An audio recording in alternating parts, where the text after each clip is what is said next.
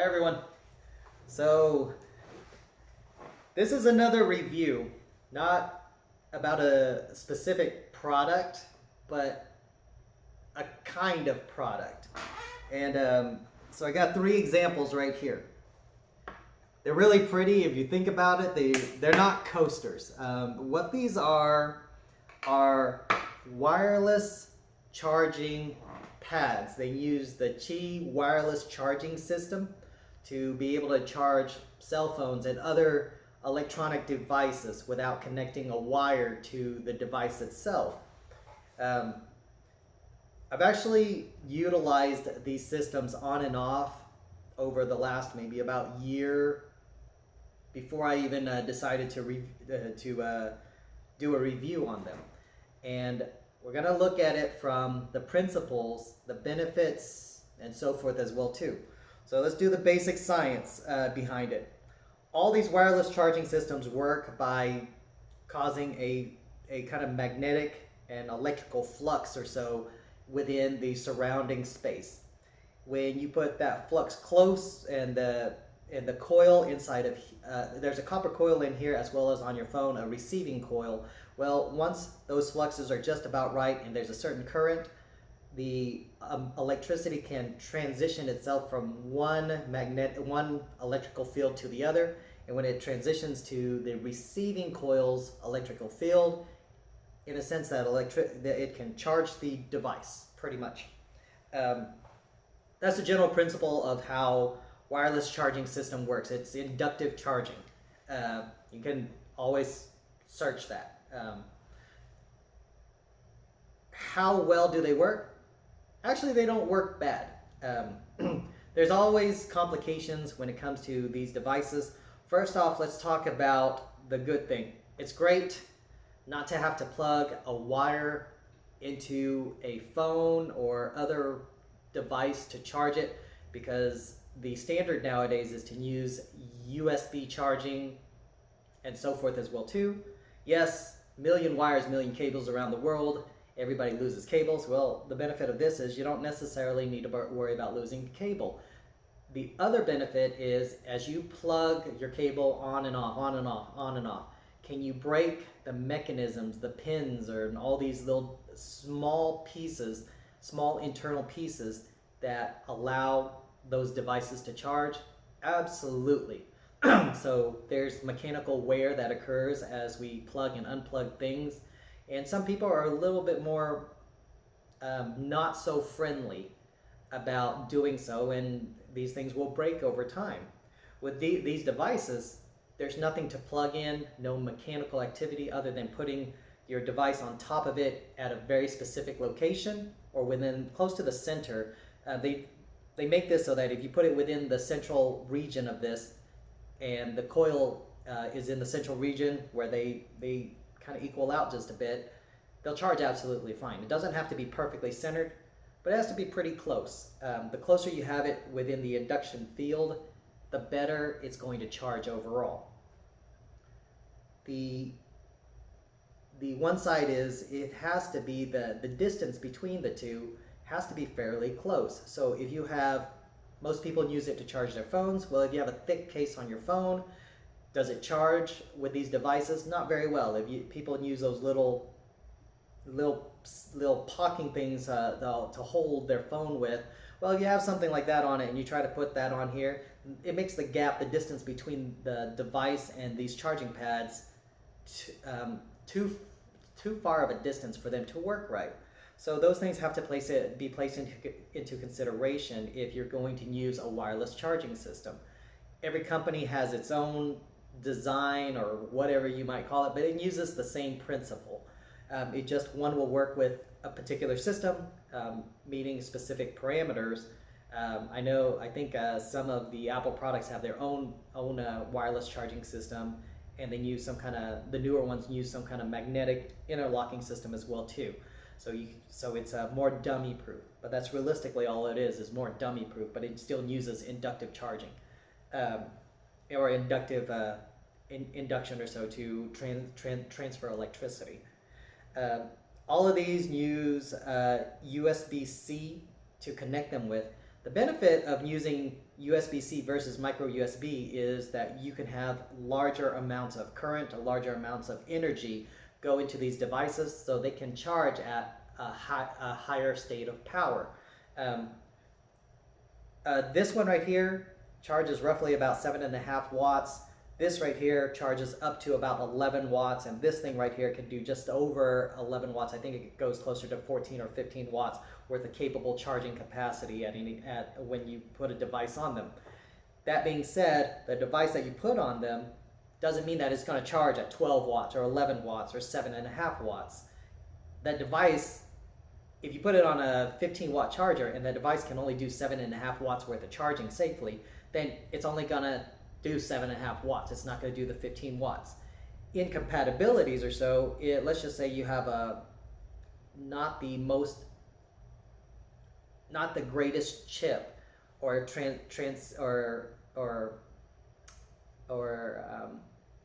pretty much your phone wise, if it doesn't have the best chip or coil or whatever it is inside of it, and you put it on a load that might be higher than what it's capable of, sometimes it'll just kind of burn out that coil as well too. The problem within most cell phones, you can't just open your phone, replace the coil or anything like that, so it just doesn't work that way. It just pretty much you break the wireless charging system in the phone. Have I done that? Yes, and that's the reason why I know. I have a very nice phone, but I cannot really realistically use wireless charging in it. The reason why is, of all things that they did really well with the phone, the inductive charging system that they have in it, they didn't really, focus on it well enough. So I put that on this charger right here actually, and within about a day or two it overheated that circuit, and based upon what I can tell, burned out that circuit. It can now sense a wireless charging system, but it will not charge anymore from the wireless system. It charges regularly from the USB cable, absolutely fine, but ultimately not from the wireless charging system. That's kind of like the principles of how all this stuff works, and the little complications that occur with it as well too.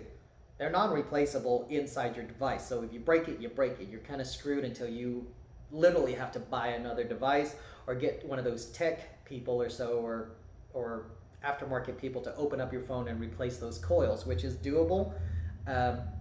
You have a waterproof phone, that voids the waterproofness of the phone as well too, or that device, so those are things to consider.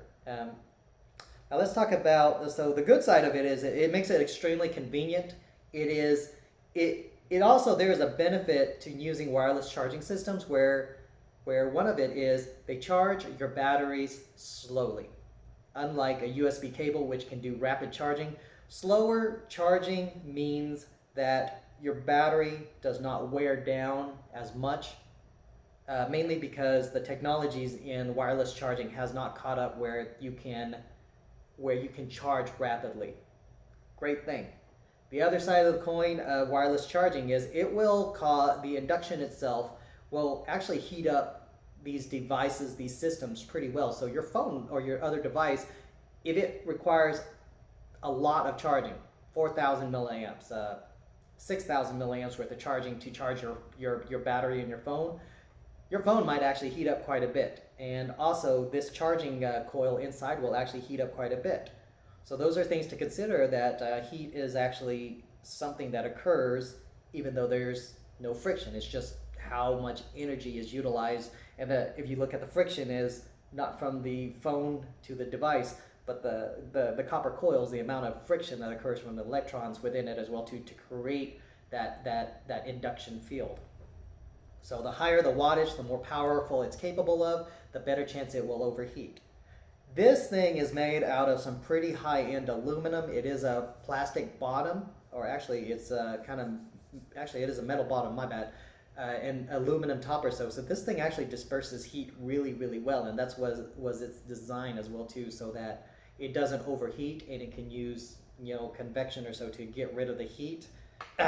This device is made pretty much the same way. It's a smaller device. Once again, it does not have the higher power charging as this device does. And once again, it's made the exact same way. It's just a smaller, more compact form factor. This right here is probably our lowest charger. It is also made with the heat dissipation in mind as well too. Most of these newer ones, they're fairly expensive. The wireless systems, the wireless chargers are fairly inexpensive overall. Are they worth it? In the long run, you have to look at what you're utilizing it for. I will say, if there was a wireless charging system in a car, how worth it is it? I think wireless charging systems in cars are semi-worth it. And the reason why they're semi-worth it is if it is placed, your phone or your device can be placed where it does not move a whole lot on top of the wireless circuit, it's a wonderful idea. Cars are bumpy. Roads are bumpy. Cars have to go on roads, so there's always bumps along the way. Well, you put your phone on a wireless charging system and bumps happen, or so that phone's going to move, that device is going to move, and then all of a sudden you don't charge your phone because it's not in the right place. So that's something to consider. When you look at being at home, well, if you are one of those people that are on your phone constantly, you really cannot use a wireless charging device because you have to leave your phone, your device on here for X amount of time for it to charge. And it is slow, it's not fast charging. So if you use your phone and you're constantly picking up your phone, wireless charging is not for you. Just use a damn cable and call it good.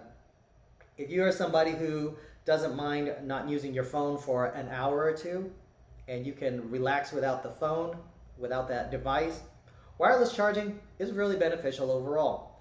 If you drive in roads that are not bumpy whatsoever, well, wireless charging in a car works absolutely fine then, and you don't have to worry about it. Ultimately, those are the use case scenarios where wireless charging can be beneficial. We always talk about the environmental impact. Well, aluminum-wise is easily recyclable, so these things are so, once you take the electronics out of it, environmental waste-wise, very little. Electrical usage-wise, so let's talk about wireless charging versus cable charging, or charging through a cable instead. So when you charge through a cable, electricity goes in your phone and charges it. How much electricity is lost through heat or other conversions? Not much overall. So you can get pretty much whatever goes into your phone, you absorb about 90%, 95% of it, so you don't have a lot of electrical loss overall. So environmentally friendly, wireless, not that bad. Actually, it's pretty good overall. Wireless charging, on the other hand, so there is a lot of electrical waste when you look at wireless charging compared to wired charging. Yes, these things heat up, which means what? You lose energy through heat loss on this pad. Your phone heats up or your device heats up. That means you lose energy. You have energy loss through there as well too. What's the other side of the coin of induction wise? To produce an inductive field, you have energy loss there as well. So you have all these other losses. The further the device is away from the induction field, the more loss will exist. I mean, most of the time, if you're more than a quarter of an inch above this thing, yeah, it won't charge because there's not enough of an inductive field for charging anyways. So it does stop, but once again, all this electrical loss, if you think about it overall, you're going to look at least a 20%, sometimes even a 30+% loss when it comes to electrical usage versus the actual gain you get from charging your phone. So if you use 100 watts, then your benefit is what? Of the 100 watts that you put into this device right here, your return is only going to be about 60 watts, 55, 60, maybe 65 watts worth of charging or electrical utilization. So it's kind of like in the long run, is it environmentally friendly? Actually, it really isn't compared to wireless charging. Just means we have to be more environmentally responsible, I guess. Or either that, or you can use a lower power wireless charging system, which in the end, the lower powered one, they have less loss from heat and all because they're not requiring so much power to induce a 11 watts or 15 watts worth of power. It only has to produce 7.5 watts. So you don't have a lot of friction loss. You don't have a lot of induction loss so long as you place it on there. So the slower the charge, the lower the power. Well, what does that mean? Well, it might mean a 30% loss versus a 40% loss. You still have a lot more loss compared to a wired charging system. That everyone knows. Well, now you know it as well too. Do they try to pretty it up? Yes, it actually, if you think about it, if I just use this as a coaster, it makes a very, very pretty coaster. Does it work as well as a coaster? No, it doesn't do anything as a coaster would. So if you put this on and it trickles water, well, water is just going to drip right back onto your table when this thing is, whenever there's too much condensation and too much water build up on this thing. So it wasn't really designed for that. It just makes it look like a pretty coaster. And the only thing it realistically will do is prevent the surface of a table from getting scratched if you use that as a coaster. But they are pretty coasters if you want to use them as coasters. They are expensive coasters, for that matter. Outside of that, that's the thing about wireless charging that you have to consider. How much of a benefit, how much you're going to utilize it. Because once again, it is not a good thing to be using if you're going to be using your phone constantly. If you're going to go to bed at night and say you don't use your phone at night and you put it on the wireless charger, is that a good thing? Yeah, you'll charge your phone overnight absolutely fine. By morning time, you're going to be at 100%. That's not going to be the big problem.